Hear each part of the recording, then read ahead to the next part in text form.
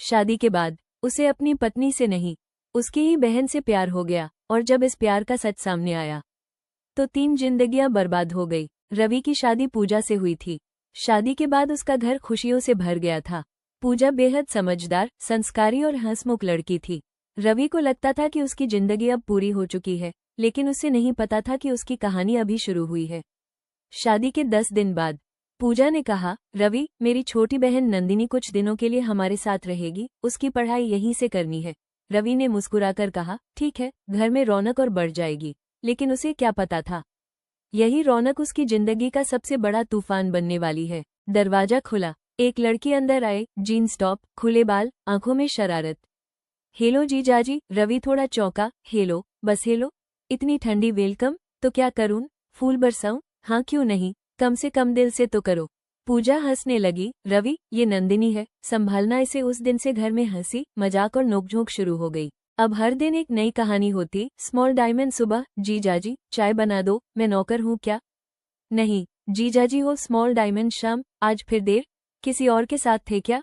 तुम सीआईडी हो क्या? स्मॉल डायमंड रात, दीदी, आपके पति मुझे बहुत तंग करते हैं। रवि, क्या किया तुमने? कुछ नहीं, ये खुद शुरू करती है। पूरा घर हंसी से गूंजता रहता। एक दिन तेज बारिश हो रही थी। नंदिनी छत पर चली गई। वो भीग रही थी, घूम रही थी, हंस रही थी। रवि ने देखा और ऊपर गया। पागल हो गई हो क्या? नीचे आओ। नहीं, आज नहीं, आज बारिश से दोस्ती करनी है, बीमार पड़ जाओगी। तो आप देखभाल कर लेना। वो उसकी आंखों में देख रही थी। रवि कुछ सेकंड के लिए खो गया। बारिश की बूंदें, ठंडी हवा और वो पल, यहीं से कुछ बदल गया था। अब दोनों के बीच कुछ अलग होने लगा था। पहले मजाक था, अब एहसास था। रवि ऑफिस में भी नंदिनी के बारे में सोचता, आज वो क्या कर रही होगी, मुझसे बात क्यों नहीं की। उधर नंदिनी भी, आज जीजाजी ने मुझे नोटिस क्यों नहीं किया। एक दिन नंदिनी ने रवि का फोन छुपा दिया। मेरा फोन कहाँ है? मुझे क्या पता नंदिनी, दे दो वरना। वरना क्या? रवि पास आया। दोनों बहुत करीब थे। नंदिनी का दिल तेज धड़कने लगा। इतने पास मत आओ, फोन दो, पहले बोलो। मैं आपकी फेवरेट हूँ। हाँ हो, अब फोन दो। दोनों हंस पड़े। लेकिन दिल में कुछ और चल रहा था। एक रात लाइट चली गई, पूरा घर अंधेरे में। नंदिनी डर गई। जीजाजी, मुझे डर लग रहा है। रवि ने उसका हाथ पकड़ लिया। डरो मत, मैं हूँ। उसका हाथ गर्म था। नंदिनी ने कसकर पकड़ लिया। दोनों खामोश थे, लेकिन दिल बहुत कुछ कह रहा था। रवि को अब समझ आ गया था, वो नंदिनी से प्यार करने लगा है, लेकिन वो जानता था वो शादीशुदा है, नंदिनी उसकी पत्नी की बहन है, ये रिश्ता कभी सही नहीं हो सकता। उसने खुद को रोकने की कोशिश की, लेकिन हर बार हार गया। एक दिन नंदिनी ने कहा, आप मुझसे दूर क्यों भाग रहे हो? क्योंकि ये सही नहीं है। क्या गलत है इसमें?